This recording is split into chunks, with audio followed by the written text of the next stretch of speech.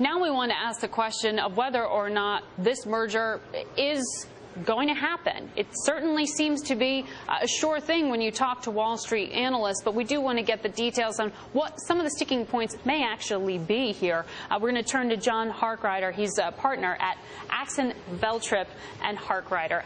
That's a mouthful. I hope I got that pronunciation right there. But when we talk to Wall Street analysts, they say this is political theater. This is going to happen, this merger. Yes. Is that a sure bet? I think it is. I think there's no question that the deal is going to go through. I think the question is going to be what conditions are going to be demanded by the FCC and the Antitrust Division. But there's precedent for deals like this, and it's really just a question of whether there are going to be conditions that are going to allow both access to subscribers and access to content. What are some of those conditions? What might they look like? Because I do see here that you've said, you know, you can't license content to carriers that compete with Fios or DirecTV. I mean, there are some very specific provisions that are going to have to be addressed here. Yeah, so I think the two big issues are access to subscribers and access to content. So access to subscribers means that Comcast won't be able to disadvantage competitors to NBC Universal who want to have access to Comcast subscribers.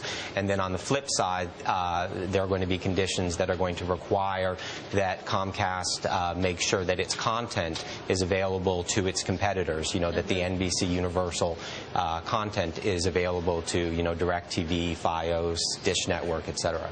So they can't disadvantage competitors, but they can certainly give more advantage to NBC. Yeah, no, and so to some extent this is a regulatory question, and you know the government doesn't really want to be involved in either you know price regulation or want to look over the shoulder and make sure that they're involved in every single negotiation that Comcast is involved in. But if you look at prior precedent, for example, the 1996 deal between Time Warner and Turner, there were conditions. You know, that was also a merger between a cable provider and a content provider, and there were a number of conditions that were imposed by, at that time, the FTC, including a woman who was the an FTC commissioner who is now the head of the United States Department of Justice Antitrust Division.